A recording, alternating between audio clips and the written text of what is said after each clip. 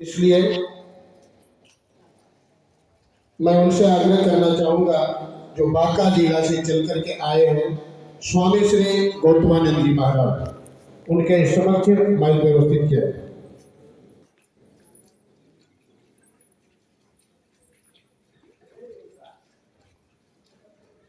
बड़े ही उद्भट विद्वान है और अंग्रेजी में भी प्रवचन करते हैं, विदेश भी जाते हैं।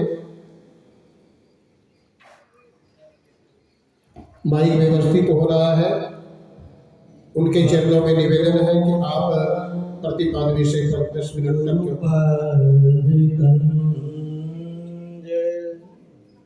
कृपा सिंधु नरे रूप हरे महामोहन कुंज जासु वचन रवि करे निकर। अव्यक्त रूप में सर्वत्र विराजमान पूज्यपाद संत सद्गुरु महर्षि नहीं ब्रह्मन जी महाराज के उभयपाद पद्मों में कोटि सह नमन। व्यक्त रूप में मंचस्थ साधु महात्मा गण, आदरणीय सत्संग प्रेमी महानुभावों, माताओं तथा भक्तिमती बहनों, अभी सत्संग योग चारों भाग के मैत्री उपनिषद से हम लोग पाठ का श्रवण किए और पाठ में विषय बना ध्यान। हृदय आकाश में चैतन्य रूपी सूर्य हमेशा जगे रहते हैं, उगे रहते हैं। इसका कभी उदय नहीं होता, अस्त नहीं होता, तो संध्या कैसे करें। मोटा मोटी इसका अर्थ यही है कि जब आप चेतन मंडल में चले जाएंगे और वैसे सूर्य का उदय हो जाएगा जो कभी डूबता नहीं है, तो आपको संध्या करने में दिक्कत होगी। संध्या इत्यादि यह सब सूर्य के नहीं उगने या डूबने के बाद का विषय है, परंतु वहां चैतन्य मंडल में हृदयाकाश में सूर्य हमेशा उगा रहता है। जैसे मोटा मोटी आप यह समझिए, जब आप जड़ मंडल में रहते हैं ध्यान करते समय, तो वहां की स्थिति कुछ और है और चेतन मंडल की स्थिति और है, और जड़ और चेतन के परे जहां है उसकी तो और भी अलग स्थिति है। तो सब ध्यान के अवस्था के आधार पर है।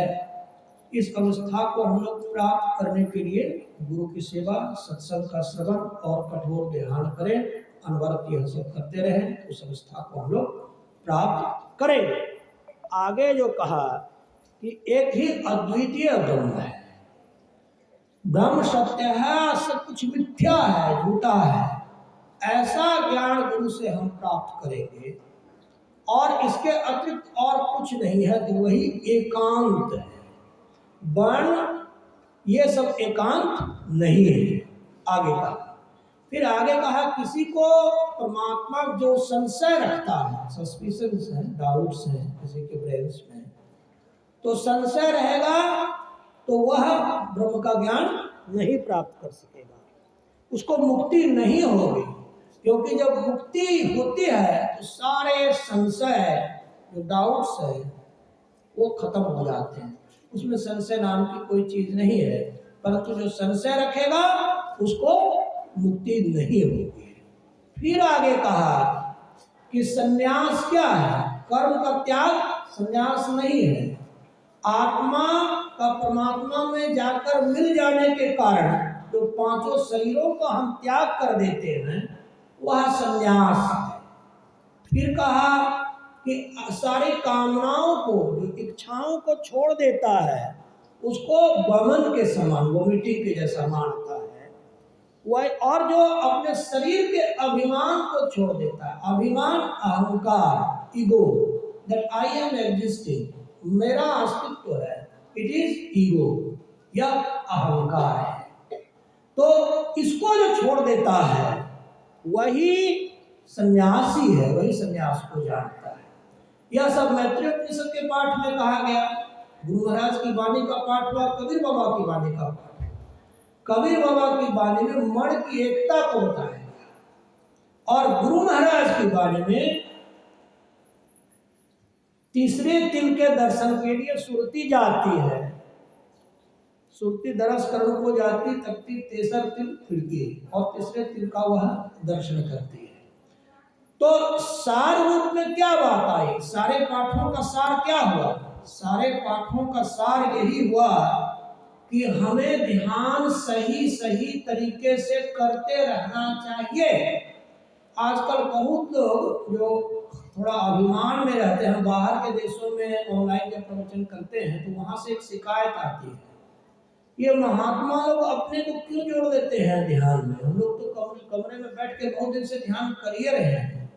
तो उसका उत्तर गुरु महाराज के यहाँ है कि कोई बच्चा कहे कि हमारे पास सब किताब है, हम तो पढ़िए ले रहे हैं, स्कूल जाने का क्या जरूरत है? वही बात है। अरे संत महात्मा के सानिध्य में जब आप नहीं आएंगे तो उनकी यौगिक शक्तियां जो उनके शरीर से चारों ओर से निकलती है, यौगिक आभा, वो आपके शरीर पर पड़ेगी नहीं। आपके ताप पाप ताप जब खत्म होंगे नहीं तो आप पाप रहित होंगे कैसे? इसलिए यह ज्ञान जो है पूर्ण रूप से किसी साधु महात्मा के चरण शरण में बैठकर उनके स्थूल शरीर से आने वाली यौगिक शक्तियों को अपने में जब आप ग्रहण करने लगेंगे तब यह ज्ञान आता है। और गुरु महाराज ने कहा, जो ये कहता है कि हम कमरे में बैठ के ध्यान कर लेंगे, कहीं जाने की आवश्यकता नहीं है, तो कमरे में जब एकांत ध्यान कीजिएगा वहां आपको काम क्रोध लोभ मोह मद मोह ईर्ष्या द्वेष ये सब इतना सताएंगे।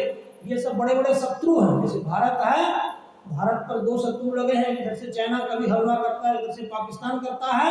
इसलिए आपके ध्यान के देश पर 6 शत्रु बार बार आपको सताने के लिए आएंगे और वो इतना परेशान कर देंगे कि आप इतने सर्वकारी हो जाएंगे कि उठ के अच्छे ध्याता हो नहीं सकेंगे। आप में विकृति आ जाएगी, दुख होगा और वेदना होगा, और सारे दुखों का कारण जीव का सद्विकार होता है। यह सद्विकार बिना साधु चरण संत चरण या साधु सानिध्य या संत सानिध्य में गए आज तक न कभी मिटा है किसी का, न मिटा था और न मिटेगा।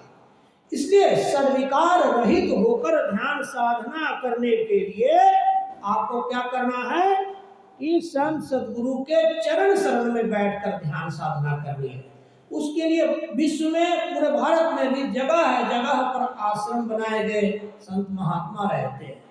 अगर आप बिना आश्रम में भी अगर साधु महात्मा नहीं है तो आश्रम को आश्रम नहीं समझना चाहिए, घर समझना चाहिए, क्योंकि यौगिक शक्तियां आश्रम के मकान से नहीं साधु के शरीर से आती है। कोई स्कूल है, स्कूल में बच्चा गया, वहां मास्टर नहीं है, तो बिना मास्टर के बच्चा पढ़ेगा तो क्या होगा?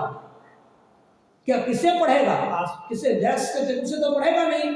उसी तरह से किसी आश्रम में साधु महात्मा ध्यान सीखने के संदर्भ में साधु महात्मा का होना अति आवश्यक है। इसलिए क्या कहा कि साधु महात्मा चलते फिरते प्रयागराज होते हैं, उनके चरण शरण में जब जाएंगे उनके साथ, चाहे साधु महात्मा अगर पेड़ के नीचे भी बैठे हों, उसकी कुटिया में भी हो, तो वहां पर जाके आप ध्यान सीखें। मैं बांका जिला में रहता था, तो उसकी कुटिया में एक महात्मा रहते थे। 8 वर्ष तक झाड़ू पोछा बर्तन धो करके उनकी सेवा करके मैं ध्यान सीखा, और अभी भी कोई महापुरुष हमें सिखाएंगे तो फिर जाकर सेवा करके सीखूंगा। यह निश्चय करके आजकल ज्यादा तो यही बोलते हैं कि ध्यान तो हम लोग खुद ही कर लेते हैं, इसमें बाबाओं की क्या जरूरत है। तो उससे ये पूछो कि किताब में सब ज्ञान लिखा हुआ है, मास्टरों की क्या जरूरत है, पूछो तो।